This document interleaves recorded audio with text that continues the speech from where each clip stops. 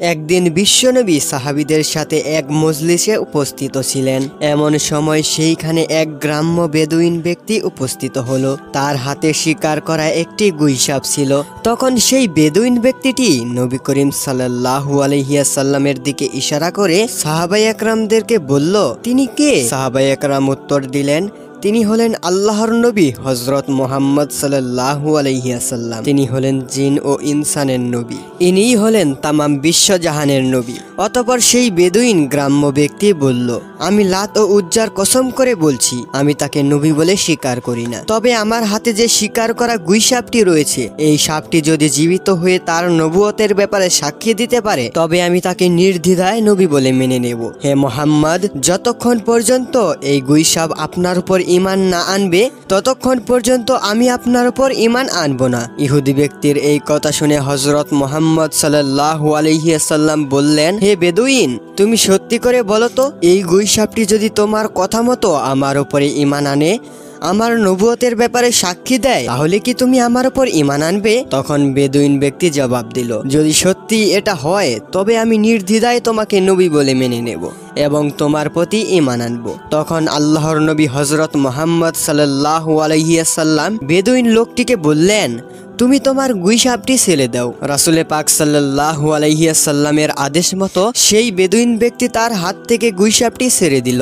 এরপর বিশ্বনবী গুইসাপটিকে ডাক দিয়ে বললেন, হে গুইসাপ। গুইসাপকে ডাক দেওয়ার সঙ্গে সঙ্গে সেই গুইসাপটি সকলের সামনে শুদ্ধ আরবি ভাষায় জবাব দিল, লাব্বাইক ইয়া রাসূলুল্লাহ, আমি আপনার খেদমতে উপস্থিত এবং আমি আপনার আনুগত্য। গুইসাপের এই কথাগুলি উপস্থিত সকলেই শুনল এবং বুঝতে পারল। এরপর রাসূল সাল্লাল্লাহু আলাইহি ওয়াসাল্লাম গুইসাপকে জিজ্ঞেস করলেন, হে গুইসাপ, তুমি কার ইবাদত করো? জবাবে গুইসাপটি বলল, আমি আল্লাহর ইবাদত করি, যার আরশ আকাশে, যার রাজত্ব দুনিয়াতে, যিনি সমুদ্রের ভিতরে পথ সৃষ্টি করেছেন, যিনি বেহেশতে রহমত ও দুজকে আযাব সৃষ্টি করেছেন। আল্লাহর নবী হযরত মুহাম্মদ সাল্লাল্লাহু আলাইহি ওয়াসাল্লাম গুইসাপকে পুনরায় জিজ্ঞেস করলেন, হে গুইসাপ, আমি কে?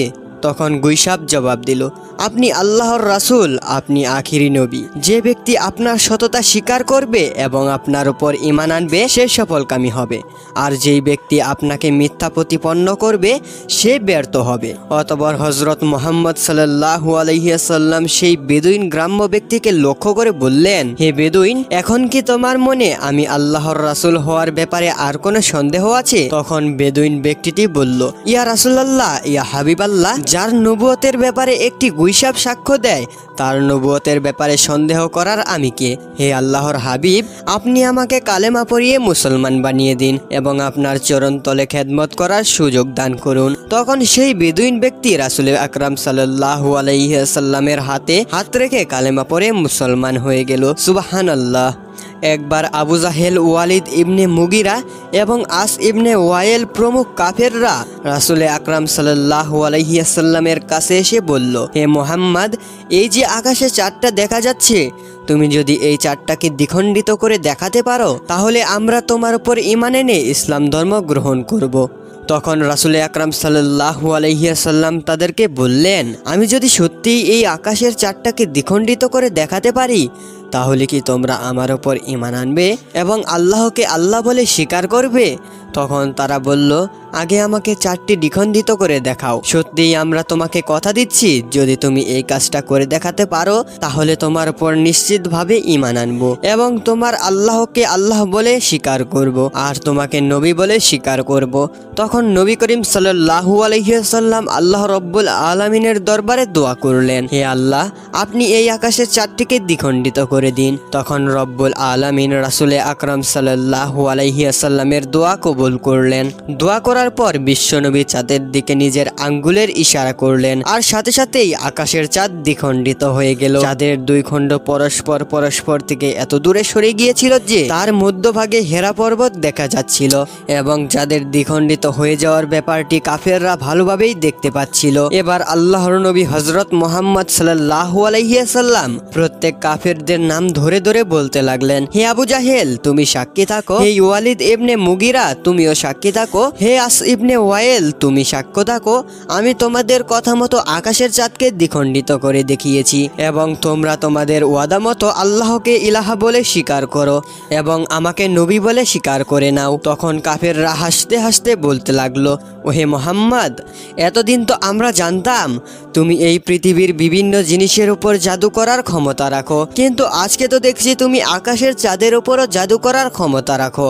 তোমার মতো এত বড় জাদুকর আমরা আর এই পৃথিবীতে কখনো দেখিনি। আর তুমি এই কথাও জেনে রাখো, আমরা কোনো জাদুকরকে কখনোই নবী বলে স্বীকার করব না। মূলত আল্লাহ রব্বুল আলামিন তাদের ভাগ্যে ইমানের দৌলত রেখে রাখেননি, তাই তারা আল্লাহর রাসূল সাল্লাল্লাহু আলাইহি ওয়াসাল্লামের পক্ষ থেকে এত বড় মুজিজা দেখার পরেও ইমান গ্রহণ করলো না। হযরত মুহাম্মদ সাল্লাল্লাহু আলাইহি ওয়াসাল্লামের এই বিশেষ মুজিজার ব্যাপারে আল্লাহ রব্বুল আলামিন কুরআনুল কারিমে উল্লেখ করেছেন, কিয়ামত খুবই নিকটে চলে এসেছে এবং চন্দ্রও দ্বিখণ্ডিত হয়েছে।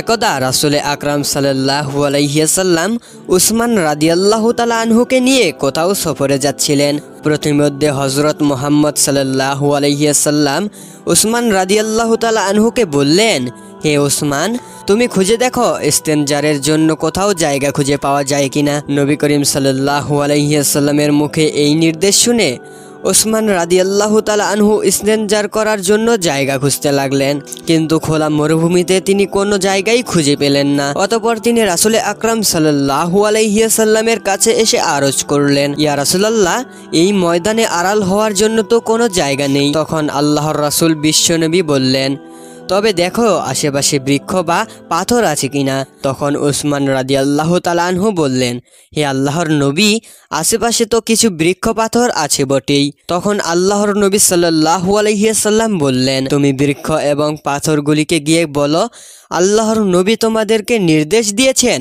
তোমরা একত্রে হয়ে যাও এবং তার ইস্তেনজারের জন্য উপযুক্ত পরিবেশ হয়ে যাও। তখন উসমান রাদিয়াল্লাহু তাআলা আনহু সেই গাছগুলির কাছে গিয়ে বললেন, হে বনের গাছ, আল্লাহর নবী রাসূল আকরাম সাল্লাল্লাহু আলাইহি ওয়াসাল্লাম তোমাদের মাঝে বসে ইস্তেনজার করতে যাচ্ছেন। তিনি তোমাদেরকে এই নির্দেশ দিয়েছেন যে তোমরা পরস্পরে একত্রিত হয়ে মিলিত হয়ে যাও এবং তার ইস্তেনজারের জন্য উপযুক্ত জায়গার ব্যবস্থা করে দাও।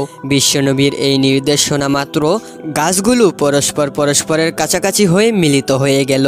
এরপরে নবী করিম সাল্লাল্লাহু আলাইহি ওয়াসাল্লাম সেই গাছগুলির আড়ালে বসে ইস্তেনজার করলেন।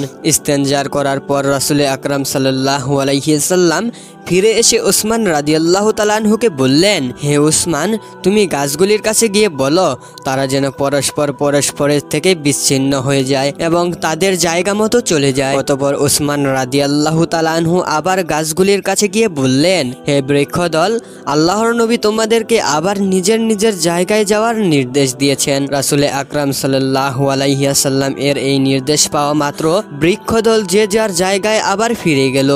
সুবহানাল্লাহ, সুবহানাল্লাহ। একবার বিশ্বনবী হযরত মুহাম্মদ সাল্লাল্লাহু আলাইহি ওয়াসাল্লাম যুদ্ধ থেকে ফেরার পর একটি গাছের ছায়ায় বসে বিশ্রাম নিচ্ছিলেন আর তার তরবারিটি পাশেই রেখে দিয়েছিলেন। হুজুর আকরাম সাল্লাল্লাহু আলাইহি ওয়াসাল্লাম তখন একটু তন্দ্রাচ্ছন্ন হলেন। ঠিক এমন সময় তার একজন শত্রু সেই তরবারিটি হাতে উঠিয়ে নিল এবং তরবারির খোলস মুক্ত করে তরবারিটি আল্লাহর নবী হযরত মুহাম্মদ সাল্লাল্লাহু আলাইহি ওয়াসাল্লামের ওপর তাক করে ধরল। এরপর আল্লাহর নবীর সেই শত্রু বলল, হে মুহাম্মদ, বলো এখন আমার হাত থেকে তোমাকে কে রক্ষা করবে। তখন আল্লাহর নবী দৌজাহানের বাদশাহ নির্ভয়ে এবং প্রশান্ত মনে বললেন, আমার আল্লাহ আমাকে রক্ষা করবেন। আল্লাহর নবীর এই কথা শ্রবণ করার সাথে সাথেই লোকটির শরীর ও হাত পায়ে কম্পন শুরু হয়ে গেল এবং কাঁপতে কাঁপতে তার হাত থেকে তরবারিটি পড়ে গেল এবং বিশ্বনবী সেই তরবারিটি নিজের হাতে উঠিয়ে নিলেন। এবার বিশ্বনবী সেই তরবারিটি নিজের হাতে উঠিয়ে নিয়ে বললেন, এবার বলো তোমাকে আমার হাত থেকে কে রক্ষা করবে। তখন সেই লোকটি অত্যন্ত ভীত সন্ত্রস্ত হয়ে বলল, কোনো সম্মানিত ব্যক্তি যদি আমার প্রাণ ভিক্ষা দিতে চায় তাহলে তিনি আমার প্রাণ রক্ষা করতে পারেন। তার এই কথা শুনে আল্লাহর নবী সাল্লাল্লাহু আলাইহি ওয়াসাল্লাম বললেন, যাও, তোমাকে আমি মুক্ত করে দিলাম। তোমার কোনো ক্ষতি আমি করব না। নবী করিম সাল্লাল্লাহু আলাইহি ওয়াসাল্লামের এই উদারতা ও মহানুভবতা দেখে সেই লোকটি অবাক হয়ে গেল এবং সে তার সম্প্রদায়ের কাছে ফিরে গিয়ে বলল, হে আমার সম্প্রদায়, আমি এমনই এক ব্যক্তির সাথে সাক্ষাৎ করে আসলাম যার মহানুভবতা ও উদারতার কোনো শেষ নেই। হে আমার সম্প্রদায়, তোমরা জেনে রাখো, আজ থেকে আমি তোমাদের সঙ্গ ত্যাগ করে সেই লোকটির জন্য প্রাণ উৎসর্গ করব। আজ থেকে আমি তোমাদের সবাইকে ত্যাগ করে দিলাম। এরপর সেই লোকটি পুনরায় নবী করিম সাল্লাল্লাহু আলাইহি ওয়াসাল্লামের কাছে ফিরে গেল এবং নবী করিম সাল্লাল্লাহু আলাইহি ওয়াসাল্লামকে আরজ করল, ইয়া রাসূলুল্লাহ, আপনি আমাকে মুসলমান বানিয়ে দিন এবং আপনার চরণতলে খেদমত করার সুযোগ দান করুন। তখন আল্লাহর নবী হযরত মুহাম্মদ সাল্লাল্লাহু আলাইহি ওয়াসাল্লাম তাকে কালেমা পড়িয়ে মুসলমান বানিয়ে দিলেন। সুবহানাল্লাহ, সুবহানাল্লাহ।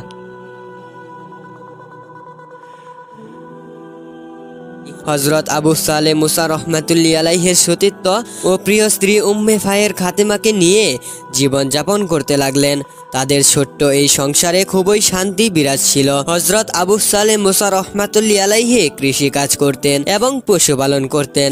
আবু সালেহ মুসা রহমাতুল্লাহি আলাইহি এবং উম্মে ফাতেমা রহমাতুল্লাহি আলাইহি তারা দুইজনে মহান আল্লাহ তাআলার ইবাদত বান্দিকিতে সময় কাটাতেন। কিন্তু বহু সময় অতিক্রম হবার পরেও তাদের সংসারে কোনো সন্তান জন্মগ্রহণ করল না। এর জন্য তারা মহান আল্লাহ রব্বুল আলামিনের কাছে কোনো ধরনের অভিযোগ করলেন না, কারণ মহান আল্লাহ তাআলার প্রতি তাদের ছিল অগাধ বিশ্বাস। সত্য ধর্ম বুকে ধারণ করে হযরত আবু সালেহ মুসা রহমাতুল্লাহি আলাইহি এবং উম্মে খায়ের ফাতেমা রহমাতুল্লাহি আলাইহির দিন কাটতে লাগলো। দিনের পর দিন, মাসের পর মাস, বছরের পর বছর কেটে গেল। তারপরেও তাদের সংসারে কোনো সন্তান জন্মগ্রহণ করলো না। কিন্তু তারপরেও তারা এতটুকুও দুঃখ প্রকাশ করেননি। সব সময় আল্লাহ তাআলার ইবাদতে মশগুল থাকতেন। তাদের যৌবন পেরিয়ে বিদ্যাত আসলো। উম্মে খায়ের ফাতেমা রহমাতুল্লাহি আলাইহির বয়স 50 বছর অতিক্রম হয়ে 60 বছরের নিকটে আসলো। তার চেয়েও বেশি বৃদ্ধ হলেন হযরত আবু সালেহ মুসা রহমাতুল্লাহি আলাইহি। তাদের যৌবনকালে সন্তানের ইচ্ছা মনে হলেও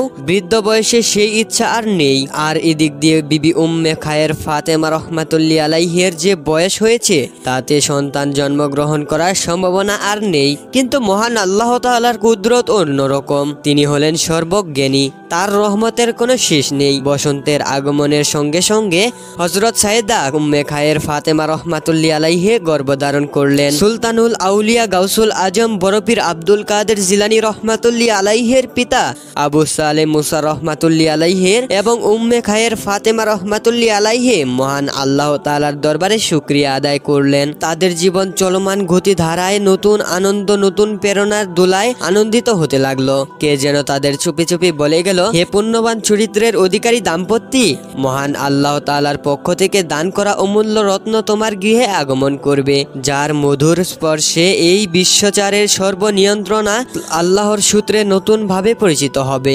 তোমরা খুশির সেই রত্নের অপেক্ষায় সময় কাটাতে থাকো। গর্ভধারণের দিন হতে হযরত খায়ের ফাতেমা রহমাতুল্লাহি আলাইহি আশ্চর্যজনক স্বপ্ন দেখতে লাগলেন। মহান আল্লাহ তাআলার কাছে নানা ধরনের শুভ ইঙ্গিত লাভ করতে শুরু করলেন। হযরত আব্দুল কাদের জিলানী রহমাতুল্লাহি আলাইহি মাতৃগর্ভে স্থান লাভ করার পর প্রথম মাসে ফাতেমা রহমাতুল্লাহি আলাইহি একদিন স্বপ্ন দেখলেন যে হযরত আদম আলাইহিস সালামের স্ত্রী হযরত হাওয়া আলাইহিস সালাম তার সামনে এসে উপস্থিত হলেন এবং বললেন, হে উম্মে খায়ের ফাতেমা, তুমি এই বিশ্ব চরাচরের মহাভাগ্যবতী নারী। তোমার গর্ভে যে সন্তান আসবে সে হবে আউলিয়া কুলের শ্রেষ্ঠ গাউসুল আজম বড়পীর আব্দুল কাদের জিলানী রহমাতুল্লাহি আলাইহি। অতএব তুমি খুবই সাধনায় সময় কাটাতে চেষ্টা করবে। এই স্বপ্ন দেখার পর উম্মুল খায়ের ফাতেমা রহমাতুল্লাহি আলাইহি ঘুম থেকে জাগ্রত হলেন এবং অত্যন্ত আনন্দিত হলেন। এমনি ভাবে দিন কাটাতে লাগলেন। দ্বিতীয় মাসে তিনি আবারও স্বপ্নে দেখলেন যে হযরত ইব্রাহিম আলাইহিস সালামের স্ত্রী হযরত সারা আলাইহিস সালাম তার সামনে দাঁড়িয়ে মধুর কণ্ঠে বললেন, হে ফাতেমা, আল্লাহ তাআলার মারিফাতের তত্ত্বের শ্রেষ্ঠ পথ প্রদর্শক নূরে আজম তোমার গর্ভে স্থান নিয়েছে। তুমি নির্বিষ্ট মনে আল্লাহ তাআলার ধ্যানে মগ্ন থাকো। এমন কথা বলে তিনি অদৃশ্য হয়ে গেলেন। অতঃপর উম্মুল খায়ের ফাতেমা রহমাতুল্লাহি আলাইহির ঘুম ভেঙে গেল। সাথে সাথে তিনি আল্লাহ তাআলার দরবারে শুকরিয়া আদায় করলেন। এমন ভাবে কয়েক মাস কেটে গেল। হযরত আব্দুল কাদের জিলানী রহমাতুল্লাহ আলাইহি মাতৃগর্ভে থাকা অবস্থায় অনেক কেরামতি দেখিয়েছেন। একদিন ফকির বেশে এক ভণ্ড ব্যক্তি আবু সালেহ মুসা রহমাতুল্লাহ আলাইহির দরজার সামনে এসে দাঁড়ালো। ফকির ভিক্ষার জন্য অনুরোধ করতে লাগলো। ওই সময় আবু সালেহ মুসা রহমাতুল্লাহ আলাইহির একমাত্র অন্তঃসত্ত্বা স্ত্রী হযরত উম্মুল খায়ের ফাতেমা রহমাতুল্লাহ আলাইহি ছাড়া আর কেউ গৃহে ছিল না। তিনি একজন অপরিচিত পুরুষ ফকিরের কাছে গিয়ে ভিক্ষা প্রদান করতে ঠিক হবে না বলে মনে করে ভিক্ষাদান দিলেন না। কিন্তু ভিক্ষুক নাছোড়বান্দা সে দরজার সামনে দাঁড়িয়ে ভিক্ষার আশায় কাকুতি মিনতি করতে লাগলো। তার এই করুণ নিবেদনে ফাতেমা খায়ের রহমাতুল্লাহ আলাইহির মন নরম হয়ে গেল। তিনি পর্দার আড়ালে থেকে ভিক্ষুককে ভিক্ষা দিলেন। ভিক্ষুক বুঝলো যে বাড়িতে একমাত্র রমণী ছাড়া আর কোনো লোক নেই। ভিক্ষুকের স্বভাব ছিল খারাপ, তাই সুযোগ বুঝে ভিক্ষুক ঘরের মধ্যে ঢুকে পড়লো। ভিক্ষুকের এই মতলব দেখে উম্মুল খায়ের ফাতেমা রহমাতুল্লাহ আলাইহি ভয় পেয়ে গেলেন। তিনি ভিক্ষুকের হাতে হাতে নিজেকে বাঁচানোর জন্য দৌড় দিয়ে ঘরের এক কোনায় বসে আল্লাহ তাআলার কাছে বললেন, হে আল্লাহ, তুমি সবকিছুই জানো, তোমার এই অদম দাসীকে চরম সংকট থেকে তুমিই রক্ষা করতে পারবে। ফাতেমা রহমাতুল্লাহ আলাইহির এই দোয়া আল্লাহ তাআলার দরবারে কবুল হয়ে গেল। মুহূর্তের মধ্যেই বিরাট একটি বাঘ এসে গর্জন করে ভিক্ষুকের ঘাড়ের ওপর লাফিয়ে পড়ল। কিছুই বুঝে ওঠার আগে ভিক্ষুকের ঘাড় ভেঙে সমস্ত শরীর ছিন্ন ভিন্ন করে বাঘটি মুহূর্তের মধ্যেই অদৃশ্য হয়ে গেল। উম্মে খায়ের ফাতেমা রহমাতুল্লাহ আলাইহি এই রহস্য বুঝতে পারলেন না। মহান আল্লাহ তাআলার কুদরতে তিনি এই মহাবিপদ থেকে রক্ষা পেলেন, কিন্তু এই ঘটনার রহস্য তিনি উপলব্ধি করতে পারলেন না। একদিন গভীর রাতে নিদ্রা অবস্থায় উম্মে খায়ের ফাতেমা রহমাতুল্লাহ আলাইহি স্বপ্ন দেখলেন। ফেরাউনের স্ত্রী হযরত আসিয়া আলাইহিস সালাম তাকে বলছেন, হে ফাতেমা, আমি তোমাকে এক শুভ সংবাদ জানাচ্ছি। তুমি খুবই ভাগ্যবতী।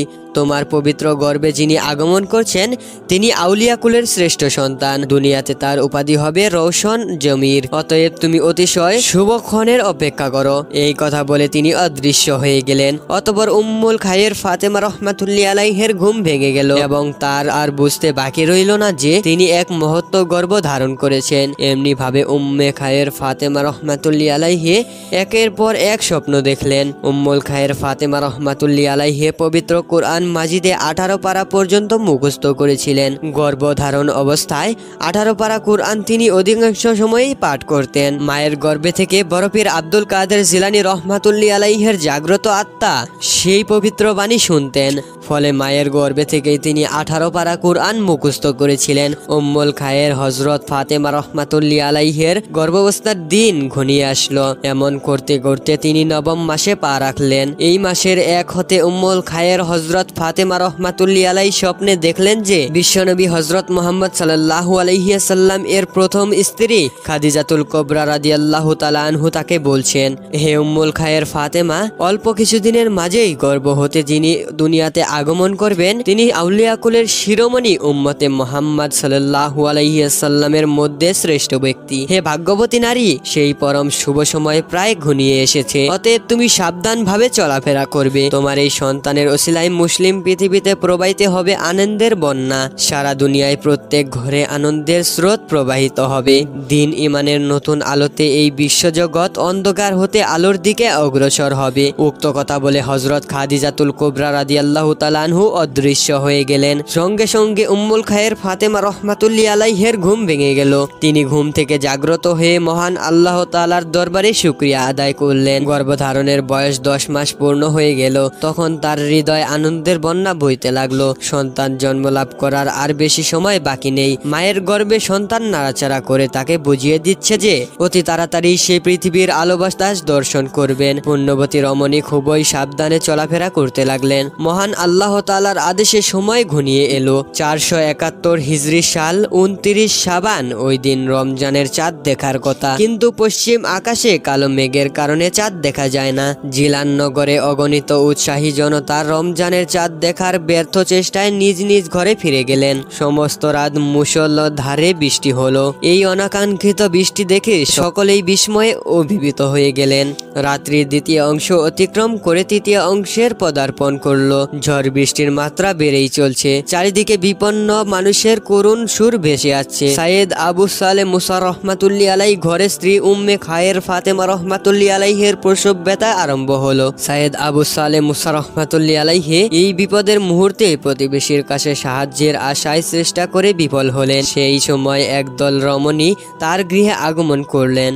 তারা সাহায্য করার জন্য এসেছেন। তাদের আগমনের ফলে আবু সালে মুসা রহমাতুল্লাহ আলাই আশ্বস্ত হলেন। ক্রমে প্রসব যন্ত্রণা বাড়তে লাগলো। অসহ্য যন্ত্রণায় উম্মে ফাতেমা রহমাতুল্লাহ আলাইহে অস্বস্তি বোধ করতে লাগলেন। রাত্রের তৃতীয় প্রহর শেষ, ফজরের আজানের আর বেশি দেরি নেই। এমন সময় সমস্ত যন্ত্রণার অবসান ঘটিয়ে পৃথিবীতে আগমন করলো বড়পীর হযরত আব্দুল কাদের জিলানী রহমাতুল্লাহ আলাইহে। প্রিয় দর্শক, এই ছিল বড়পীর আব্দুল কাদের জিলানী রহমাতুল্লাহ আলাইহের জীবনের প্রথম পর্ব। এই পর্বটি আপনাদের কাছে কেমন লাগলো? ভালো লাগলে ভিডিওটিতে অবশ্যই একটি লাইক দিয়ে চ্যানেলটি সাবস্ক্রাইব করে আপনাদের মূল্যবান মতামত কমেন্টে জানিয়ে দিন।